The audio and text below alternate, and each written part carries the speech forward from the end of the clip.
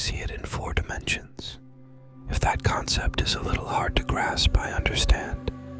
It's also hard to come to terms with. While everyone in the world judges their surroundings by height, width, and depth, I can see all of that and more. It's hard to explain. I see the same qualities in everything as you do, but I apply them a little differently. For example, if you show me a basketball, I can see it all at once. Not just the side facing me, but the entire sphere.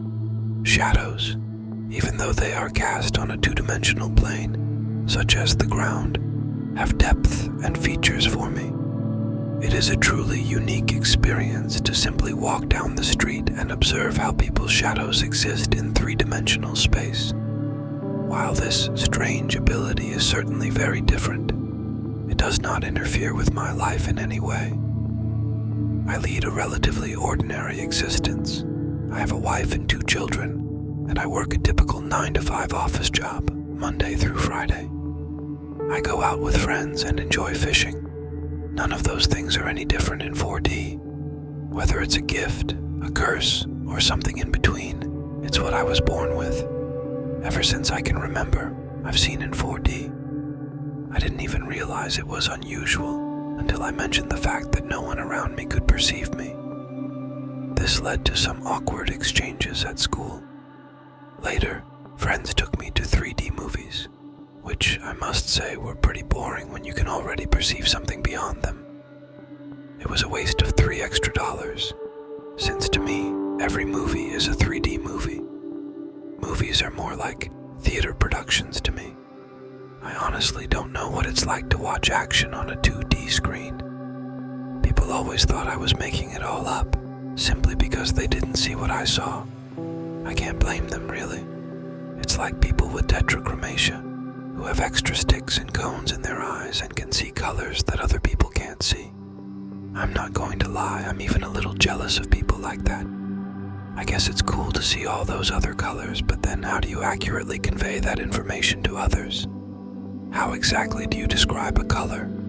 It's just something you have to experience through your senses, and then you can relate it to other people's overall experience.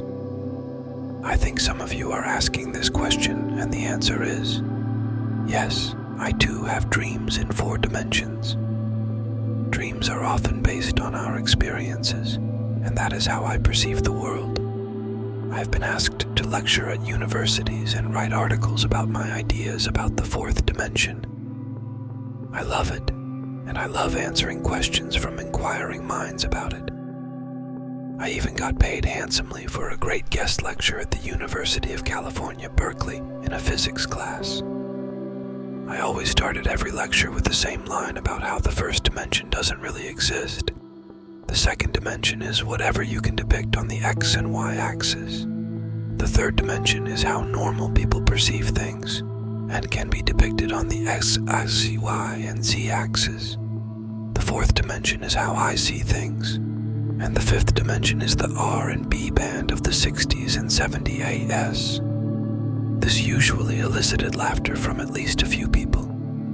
However, this ability has one major drawback. It is that while I can perceive the 4th dimension, I am disturbed by what is in it. I believe that the reason people cannot see in the 4 dimensions is because there are things there that we are simply not meant to see and understand, as they are beyond all comprehension. The most frightening thing I regularly observe is that when I look up into the night sky, I see beings beyond our understanding, inhabitants of the forbidden dimensions. They are huge, powerful, terrifying beings beyond description. They lord over us, watching our every move impassively. I don't know if they know I can see them, but I think they do.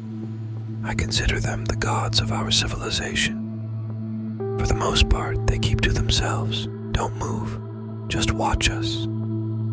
However, there is one thing that has been bothering me a lot lately. When I look at them, I often see them shake their heads.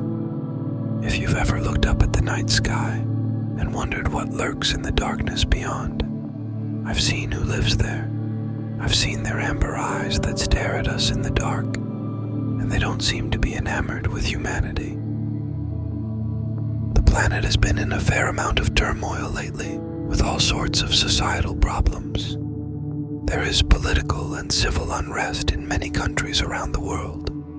Some diseases have become much less treatable, resulting in more deaths. What strikes me most of all, however, is what is happening in nature. Just last week there were reports of extremely high winds that felled trees and caused massive power outages in parts of Western Europe. When I saw a report on TV where a reporter was standing outside by the roadside talking about the devastation, and meanwhile the wind was not subsiding, I noticed something large and menacing in the background. It was a huge gray monstrous creature, probably 40 feet tall, with dark bark-like skin and 4 long spindly arms sticking out of its body in all directions. Its face had a gaping maw with long, sharp teeth and glowing amber eyes. It just hovered amongst the swirling gray clouds behind the reporter. It opened its maw wide, and a powerful gust of wind blew out of it. It was obvious that no one on the news team, not the reporter, not the cameraman, not the producer, could see it, but I could. As crazy as it sounds, I think I know what I saw. I believe it was Mother Nature, or at least the creature that people believe it to be. This part of Europe had been without electricity for over a week, and the reports of the disturbances that had occurred were disturbing, to say the least. People had resorted to stealing from their neighbors, and there was even a report of a man killing his elderly neighbor for the crumbs of food she had left in her cupboards. The situation was rapidly spiraling out of control. Another similar case involved a building fire in a large urban area. There is still no word on who may have started the fire, whether it was arson, faulty wiring, or something else. It wasn't until I was watching the news that evening that, in the distance, in the night sky, I saw a pair of amber eyes that I was used to seeing. They sat on a face that seemed quite pleased with itself.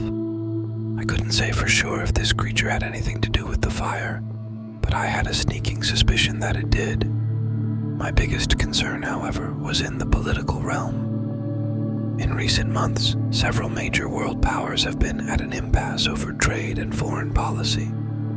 A few countries have even begun talks of starting wars. This is the part that I find most frightening. Things escalated last week when one of these countries launched a nuclear missile over the territory of a neighboring island country with which they had a falling out. When the leader of that country was challenged, he said that he had in no way authorized a nuclear strike on that country or any other country. I again have a hunch that the reason for this missile launch came from outside. I say hunch because it's hard to get people to believe you when you see something they don't see. And I recently saw something extremely disturbing.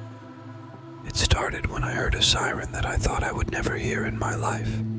It was an air raid siren. It seemed my country was under attack.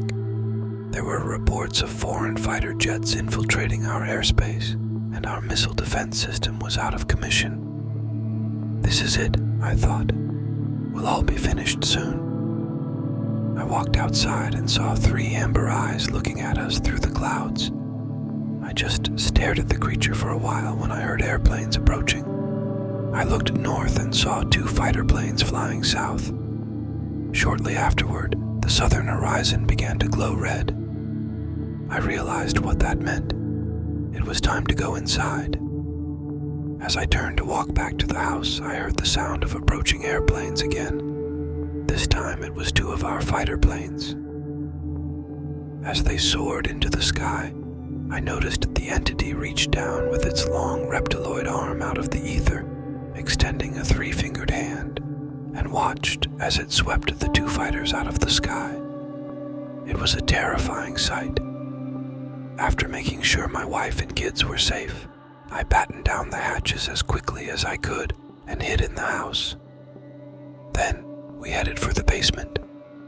3 days later, we made it outside, seeing the partially destroyed neighborhood. Reports said that we had been hit by a nuclear bomb and that war was imminent.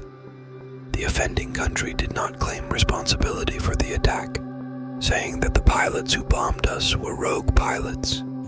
I believe them. I know what caused this. I know what caused all of this.